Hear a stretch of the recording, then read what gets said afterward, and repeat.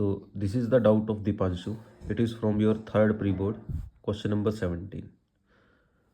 Question में क्या है बेटा कि two identical cells each of EMF 5 volt and internal resistance 2 ohm are connected in parallel and combination is connected to an external resistance of 10 ohm. Calculate the voltage across external resistance are.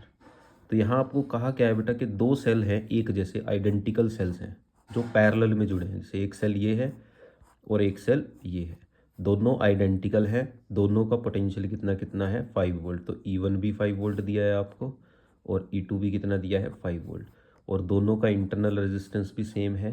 R1 कितना है 2 ओम और दूसरे का internal resistance भी कितना दिया है हमें 2 ohm. They are connected in parallel. तो ये दो सेल हैं जो आपस में कैसे जुड़े हुए हैं हमने पैरेलल में. They are in parallel. ठीक है. And the combination is connected to an external resistance of 10 ohm. और इन दोनों का जो पैरेलल कॉम्बिनेशन है ये एक एक्सटर्नल रेजिस्टेंस से जुड़ा हुआ है जो कि कितना है 10 ओम. ठीक है. तो ये तो हमारा डायग्राम बन गया अकॉर्डिंग टू द क्वेश्चन. अब इन्होंने पूछा है calculate the voltage across R. तो आपको बताना है इस एक्सटर्नल रेजिस्टेंस पे कितनी वोल्टेज है. दैट मीन्स यहाँ पे आपको टर्मिनल पोटेंशियल डिफरेंस पूछा है. क्या पूछा है? Terminal potential difference. तो कैसे निकलेगा?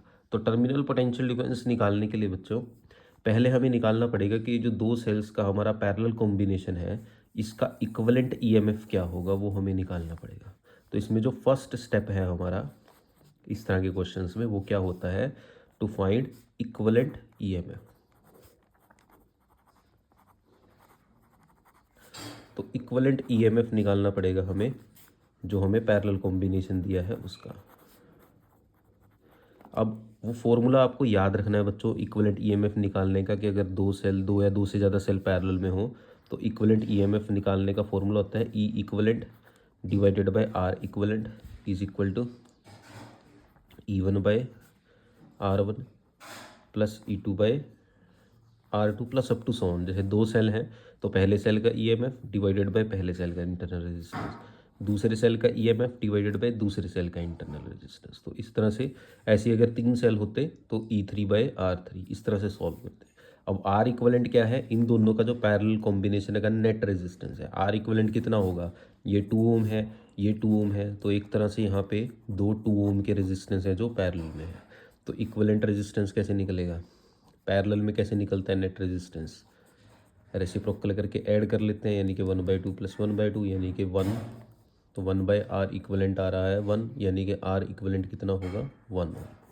तो यहाँ वैल्यूज़ मैं रख देता हूँ बेटा. तो E equivalent divided by 1 is equal to ये 5 divided by 2 plus 5 divided by 2. ये 5 वोल्ट है, ये 2 ओम है. तो वैल्यूज रख दी.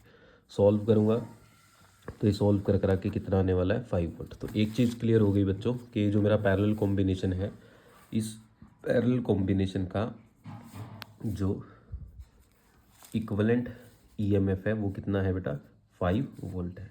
ठीक. अब इक्विवेलेंट EMF मुझे पता लग गया.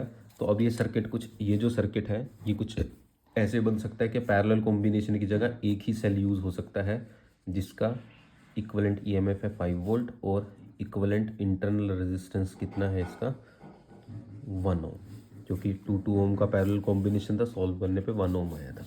और अब ये जुड़ा हुआ है एक एक्सटर्नल रेजिस्टेंस R के साथ जो कि है 10 ओम.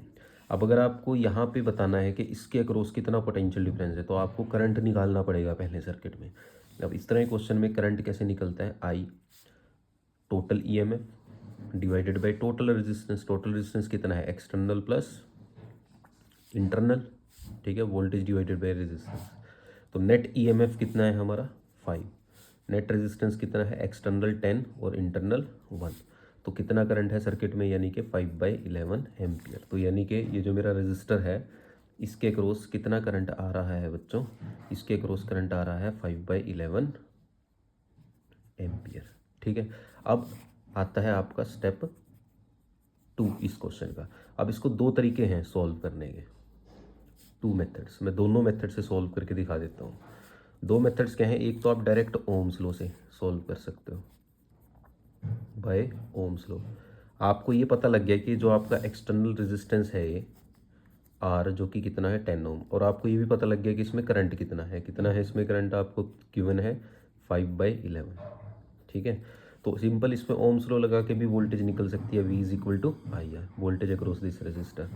तो वो आ जाएगी आपकी आई कितना है बेटा 5/11, आर कितना है 10, तो वोल्टेज विल बी 50/11 वोल्ट। पॉइंटों में निकाल लोगे तो कितना आने वाला है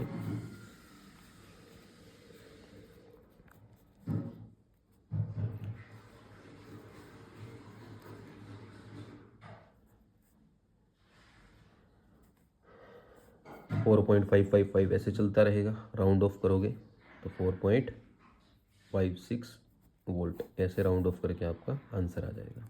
ठीक है, अब दूसरा मेथड क्या है बेटा, सेकंड मेथड जो आप यूज़ कर सकते हो, ये था फर्स्ट मेथड। दूसरा मेथड है आप टर्मिनल पोटेंशियल डिफरेंस का फॉर्मूला यूज़ कर सकते हो। टर्मिनल पोटेंशियल डिफरेंस क्या फॉर्मूला होता है टर्मिनल पोटेंशियल डिफरेंस का, V is equal to E minus I R, है ना। पोटेंशियल डिफरेंस कितना होता है terminal potential, net EMF minus current in the circuit into internal resistance. मतलब सेल के अक्रॉस कितनी पोटेंशियल ड्रॉप हुई वो हम नेट ईएमएफ में से माइनस कर लिया करते हैं। तो ये यूज़ करूँगा तो क्या आंसर आएगा, ई कितना है मेरा 5 माइनस आई कितना है 5/11, इक्वलेंट रेजिस्टेंस कितना है मेरा 1। तो यहाँ भी मेरा आंसर सेम आएगा, देखो 5 माइनस 5/11 दैट मीन्स 55 माइनस 5/11। तो यहाँ भी मेरा सेम आंसर आएगा बेटा 50/11 वोल्ट, यानी कि 4.56 वोल्ट। ठीक है, तो ये था आपका सोल्यूशन। आई होप आपको समझ में आया होगा बेटा।